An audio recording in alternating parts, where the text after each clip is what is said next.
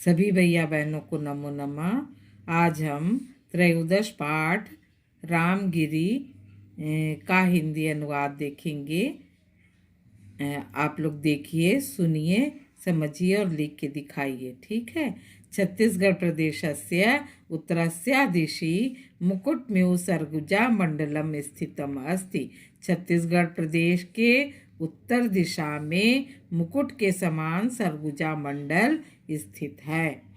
रत्नगर्भ भूभागोऽयं वन्य शोभामपि धारयति। रत्नगर्भ के रूप में भूभाग वन की शोभा को धारण किए हुए है। अत्र अनेकानि ऐतिहासिक पुरातात्विक स्थलानि सन्ति। यहाँ अनेकों ऐतिहासिक और पुरातत्व यानी प्राचीन काल की सामग्री से सजे हुए स्थल हैं। तेषु अन्यतमा रामगिरी, जिसमें दूसरा है रामगिरी यानी रामगढ़। इदम स्थलम अंबिकापुरात् 45 किलोमीटर दूरे दक्षिण दिशि वर्तते। यह स्थान अंबिकापुर से 45 किलोमीटर दूर दक्षिण दिशा में है। रामगढ़ पर्वते हस्तिपोला सीता वेगरा जोगी माड़ा लक्ष्मण वेगरा इत्येतानि महत्वपूर्ण स्थानानि सन्ति। रामगढ़ पर्वत हस्तिपोल सीता वेगरा जोगी माड़ा लक्ष्मण वेगरा इत्यादि महत्वपूर्ण स्थान हैं। हस्तिपोलेति 180 फुट परिमिता प्रकृति सुरंगिका अस्ति। हस्तिपोल में 180 फुट परिमित प्राकृतिक सुरंग है। अस्य अंतर्भागे स्रोत प्रवहति। इसके अंदर भाग में जल का स्रोत बहता है। अत्रैव एकम शीतलम जल कुंडम वर्तते। यहाँ पे एक ठंडे जल का कुंड है। यत सीता कुंडम इति कथ्यते। इसे सीता कुंड कहते हैं। अत्र श्री राम वनवास काले किंचित कालम निवसत। यहाँ पर श्री राम वनवास के समय कुछ समय के लिए निवास किए थे। विश्व कवि कालिदास अत्रैव निवसन। विश्व के कवि कालिदास यहाँ पे रहे थे। मेघदूत इति काव्यस्य रचनाम अकरोत्। मेघदूत नाम के काव्य की रचना किए थे। तेन दूत काव्ये सीतया स्नानेन अत्रत्य जलानि पुण्यानि। ये दूत काव्य सीता के स्नान करने से यहाँ का जो जल है वह पवित्र हो गया। तर्व स्निग्ध छाया इति रामगिरे वर्णनम कृतम। वृक्ष की स्निग्ध छाया में रामगिरी का वर्णन किए। छाया में हस्तिपोल सुरंगस्योपरि एक नाट्यशाला अस्ति। हस्तिपोल सुरंग के ऊपर एक नाट्यशाला है। जनाः या सीता वेगरा इति कथ्यते। लोग इसे सीता वेगरा कहते हैं।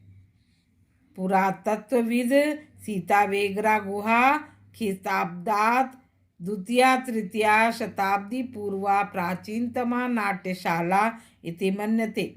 पुरातत्व के विद्वान सीता वेगरा गुहा को कई खिताब्दी यानी पुरानी द्वितीय तृतीया शताब्दी पूर्व 2-3 शताब्दी पूर्व प्राचीन यानी पुराना नाट्यशाला मानते हैं।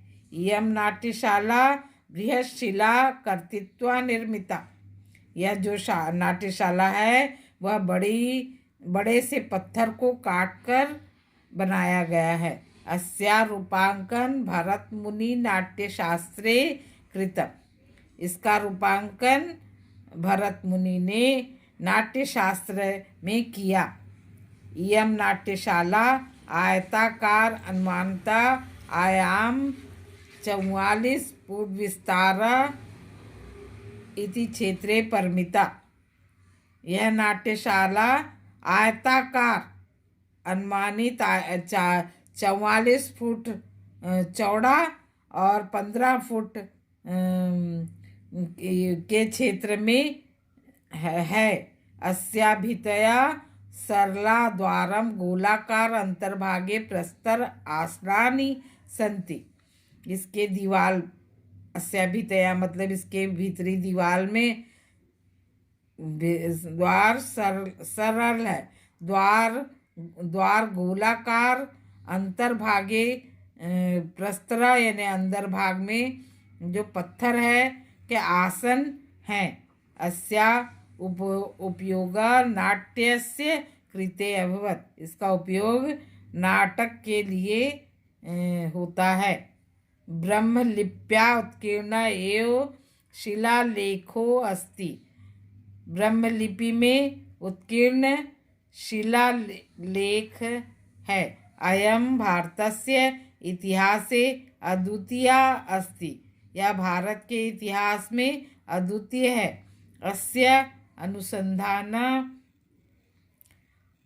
1848 खिताब्दे कर्नल औस्ले इति महाभागेन कृते।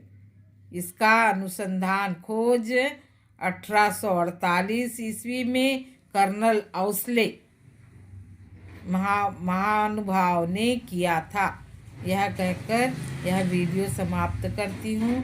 बाकी का अगले वीडियो में समझाऊंगी, तो आप लोग देखते रहिए। धन्यवाद। सीतावेगरा गुहाया पार्श्वे अन्य गुहा जोगीमाड़ा अस्ति। सीतावेगरा गुहा के पीछे दूसरा गुहा जोगीमाड़ा है। अस्या भित्तया व्रजलेपेन प्रलिप्ता सन्ति। इसका जो भीतरी दीवार है वह एक प्रकार के लेप से बना हुआ है। छिद्दि भित्तेषु च पत्र पुष्पम पशु पक्षी नर नारी देव दानव योद्धा हस्तिना चित्राणि सन्ति। इनके भीतरी दीवार में पत्ते फूल पशु पक्षी नर नारी देवता और दानव योद्धा हाथी के चित्र हैं। ऐसा भित्ति चित्राणाम विशिष्ट महत्वम अस्ति। इस दीवार के चित्रों का विशेष भित्ति यानी दीवार होता है तो भित्ति दीवार के चित्रों का विशेष महत्व है। भित्ति चित्राणाम प्रकाशनम 1904 ईस्वी डॉक्टर ब्लाशा भारतीय चित्रकलाया विज्ञ R.A. अग्रवाल महाभागा च अकुरता। इन दीवार के चित्रों का प्रकाशन 1904 ईस्वी में डॉक्टर ब्लाश भारतीय चित्रकला के विशेषज्ञ विद्वान R.A. अग्रवाल महानुभाव ने किया था। अकुरता में किया था। अस्या पाली भाषायाम एका शिलालेखा उत्कीर्ण।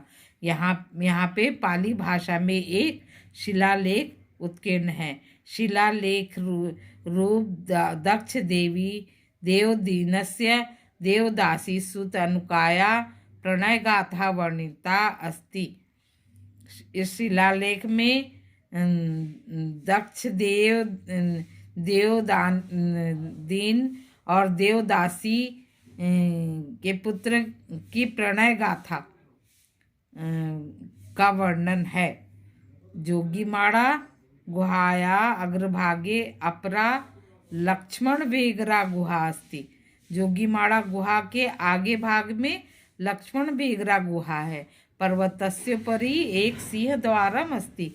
पर्वत के ऊपर एक सिंह द्वार है। द्वारस्य प्रस्तर बृहदाकारो अस्ति। द्वार का जो दीवार है वह बहुत बड़े आकार का है।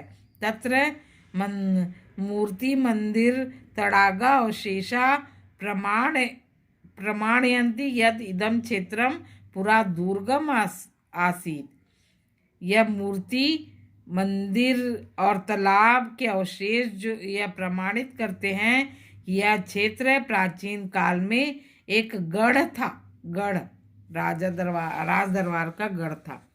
आगे देखिए, रामगिरी वनदेव्या ललितपुरे इतिहासस्य संघाता संस्कृत भाषायाश्च स्वर्णिम काल दृष्टा अस्ति। रामगिरी और वन देवी ललितपुर का इतिहास संस्कृत भाषा का स्वर्णिम काल दृष्टा, संस्कृत भाषा का स्वर्णिम काल दृष्टा था, देखने वाला था, उस काल को देखने वाला था की निशानी थी। अत्र आषाढ़ मासस्य प्रथम दिवसे छत्तीसगढ़ संस्कृत अकादम्या गरिमा में सांस्कृतिक कार्यक्रम विचार गोष्ठी च आयोजनते। यहाँ आषाढ़ मास के प्रथम दिन में छत्तीसगढ़ संस्कृत अकादमी की गरिमा में संस्कृति और कार्यक्रम और विचार गोष्ठी का आयोजन होता है। आयोजने संस्कृत भाषा विद्वांसा इतिहासविद पुरातात्विकविद जनान उद्बोधयन्ति। आयोजन में संस्कृत भाषा के विद्वान, इतिहासकार और पुरातत्व विद्वान लोग उद्बोधन देते हैं। तर्कयन्ति तर्क करते हैं, विचारयन्ति विचार करते हैं। अन्योन्य यत रामगिरी परिगिरित्वेय यह विचार करते हैं यह रामगिरी पर्वत के समान कोई नहीं है, ऐसा विचार करते हैं। यह कहकर पाठ समाप्त करती हूँ। आशा है आप लोगों को समझ में आया होगा। समझ में आया होगा तो लिख के दिखा देंगे मुझे और लाइक कर देंगे, बेल आइकन को भी प्रेस कर देंगे और जिसे मेरा वीडियो पसंद आया सब्सक्राइब भी कर लेंगे। धन्यवाद।